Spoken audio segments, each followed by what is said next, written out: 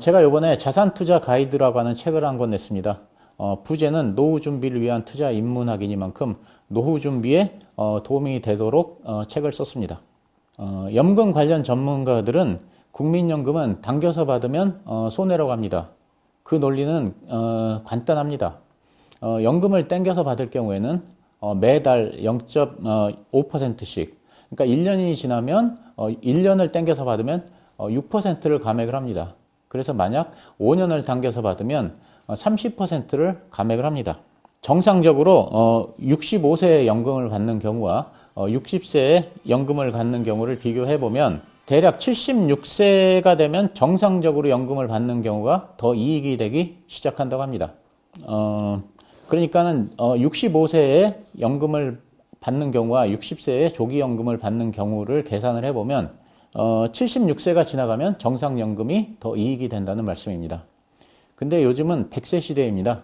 웬만한 사람들은 전부 76세 이상 살 것으로 예상이 되기 때문에 연금을 당겨받는 것보다는 정상적으로 연금을 받는 것이 이익이라는 것입니다.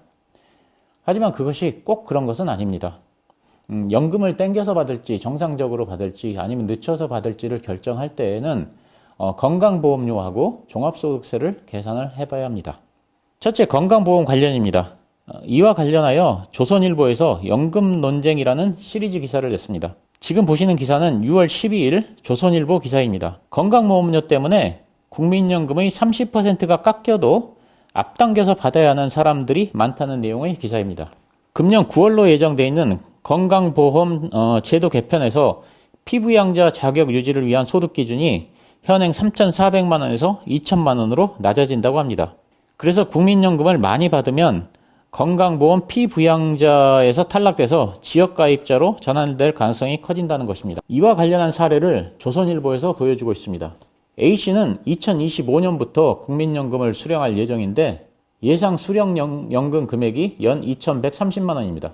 A씨는 현재 자녀 직장보험의 피부양자로 얹혀 있는데 2025년부터 1년에 2,130만 원의 연금을 받게 되면 피부양자 자격에서 탈락하여 지역가입자로 전환됩니다. 그렇게 될 경우 A씨가 내야 할 건강보험료는 연 300만 원 수준이 됩니다. 그래서 A씨는 연금을 3년 앞당겨서 받는 것을 고려 중입니다. 그럼 계산을 한번 해보겠습니다.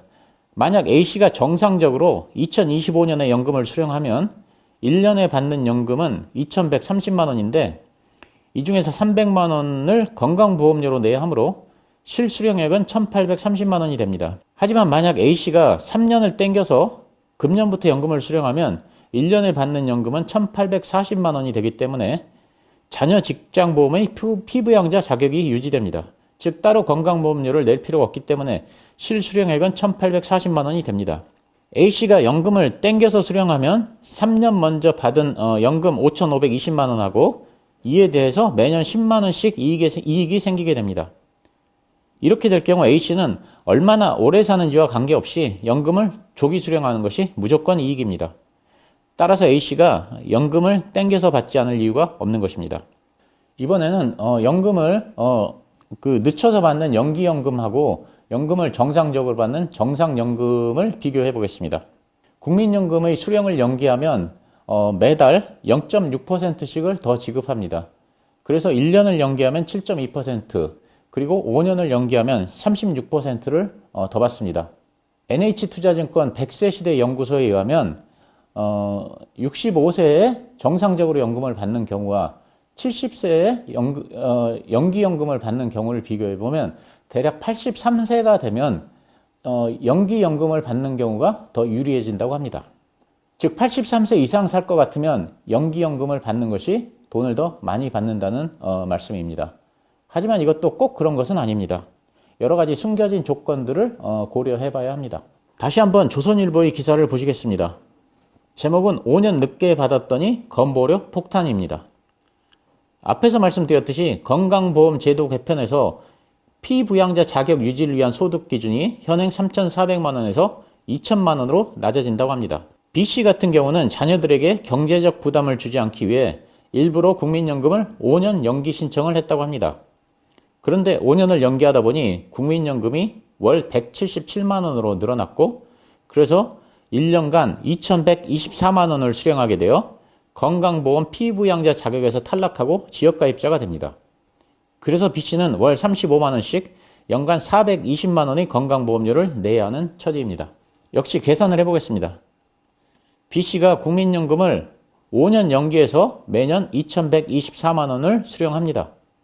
그런데 건강보험료를 420만 원을 내야 합니다. 그래서 실수령액은 1,704만 원입니다. 하지만 만약 B씨가 국민연금을 연기하지 않고 제때에 정상적으로 받았다면 매년 1,560만 원의 연금을 수령합니다. 그리고 건강보험료는 내지 않습니다. 결과적으로 국민연금을 5년 연기하는 경우 연금은 매년 144만 원을 더 받지만 이미 5년치 연금 7,800만 원을 손해본 상태입니다. 만약 국민연금을 연기할 경우 어떤 경우에 이익이 되는지를 알아보기 위해 계산을 해보겠습니다. 계산은 보시는 바와 같습니다. 이 계산에서 2열을 의미하는, 즉 연, 2열을 의미하는 Y는 54가 되므로 54년이 지나야 연기연금이 정상연금보다 더 이익이 된다는 계산이 나옵니다. 즉 본래 연금을 60대에 받기로 했다면 무려 114세가 되어야 비로소 연기연금이 더 이익이 된다는 계산입니다. 이는 인플레이션 등을 감안하지 않은 것입니다. 만약 인플레를 감안한다면 연기연금이 더 이익이 되는 시기는 더 늦어질 것입니다.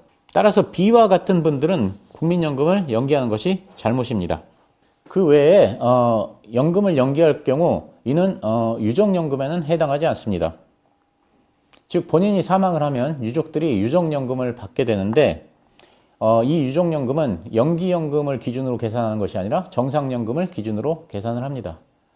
예를 들어서 어떤 분이 정상적으로 연금을 받을 경우 100만 원을 받게 되는데 5년간 연기를 해서 매년 136만 원을 받았다고 가정할 경우 이분이 사망을 하면 유족들은 연금을 받게 되는데 이 연금의 기준이 136만 원이 아니라 즉 136만 원의 60%가 아니라 100만 원의 60%를 받게 됩니다.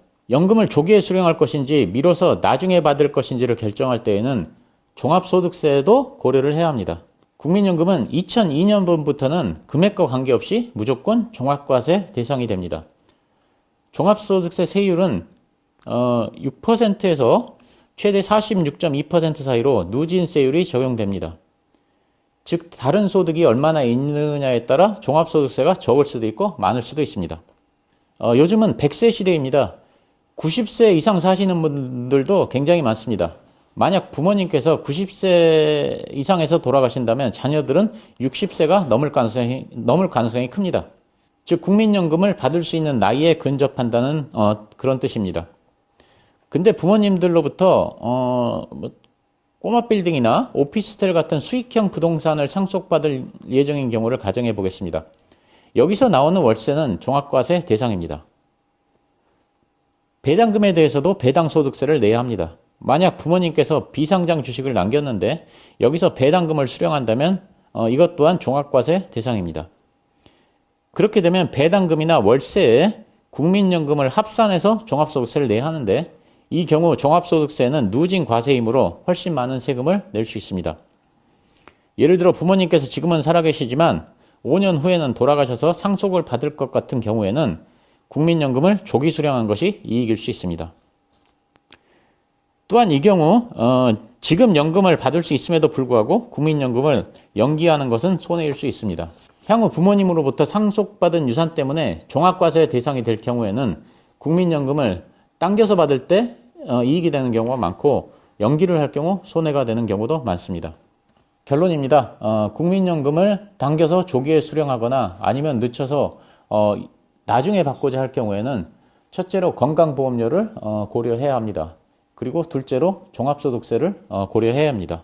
이 두 가지 요소를 고려해서 종합적으로 판단을 해서 당겨서 받을지 늦춰서 받을지를 아니면 정상적으로 받을지를 결정해야 합니다. 이것은 제 생각을 정리한 것이니 그냥 참고만 하시기 바랍니다. 감사합니다.